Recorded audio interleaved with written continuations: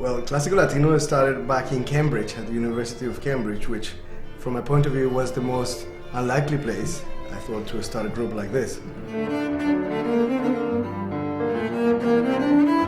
I was rather disconcerted. I was walking over the Bridge of Sighs, one of the famous bridges at St John's College in Cambridge, and this strange man approaches me, and he says, are you Graham Walker?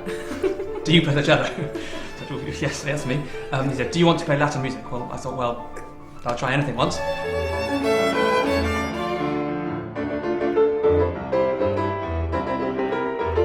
I'd heard about Ivan and Graham playing because I arrived the year after they played their concert, and it sort of was the real gossip around college. And I was intrigued because I'd always been very interested in South America. For some reason, I'd always had a real love of the music from there. So it was just such a great thing. I was delighted to be invited.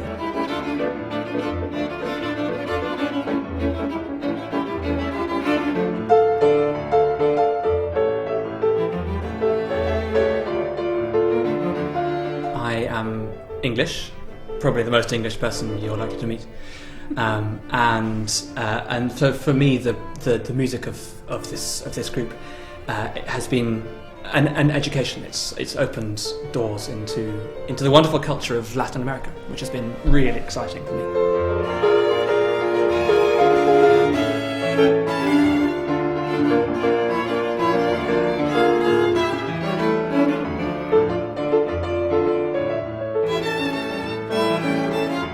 I think to play this Latin music, being an English person, it's been an incredible experience. It was really my first encounter with another music that wasn't classical, and actually it's always been something since a young child I've wanted to do, so Classico Latino is so important for me.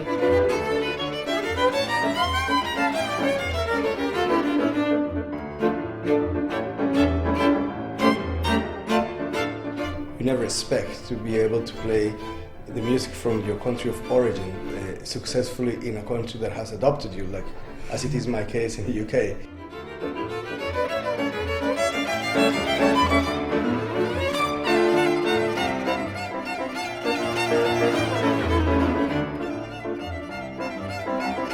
Colombia Tierra Querida is a wonderful song. It's a porro, it's a really danceable rhythm. It's by Lucho Bermudez, who was one of the great maestros of Colombian music in the 1950s and 60s.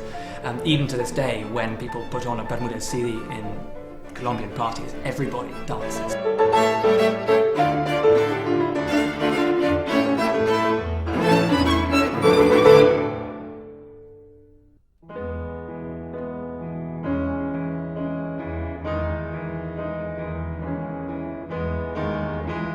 Melodies de Serenata is a song I composed years back when I was finishing my law studies at the university in Bogota.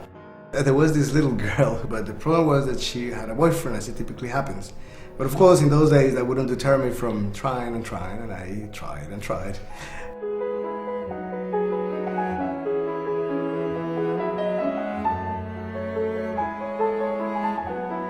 But when I was about to finish my studies, I thought I would use a secret weapon to win her affections. So I thought I would compose a piece of music that would, in a way, represent all the feelings that at this time in my life she represented to me.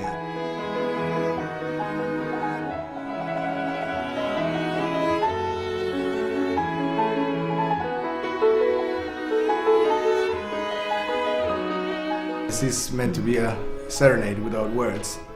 It's just a melody.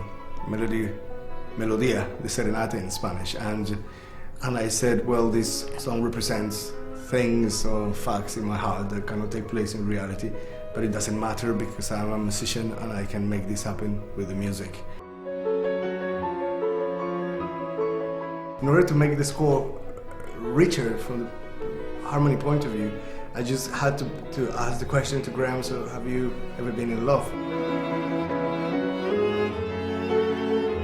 In a funny kind of way, for an English person, it's much easier to say it with a cello than it is to say it with words. That's so true. And so we rehearsed quite a lot, and then we had this concert in the Master's Lodge.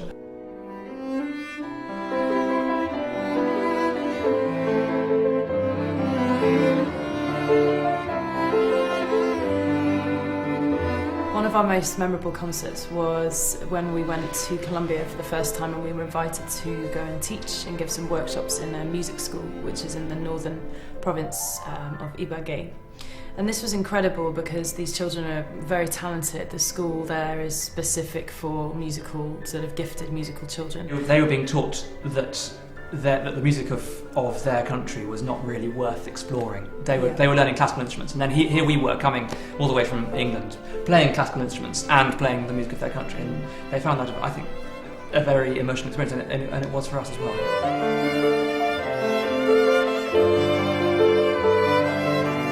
I never thought that these songs that are short, danceable, which represent stories, which are very emotional from the heart, could be so well received in this country. And I suppose it is very much the result of being together with Graham and Lizzie.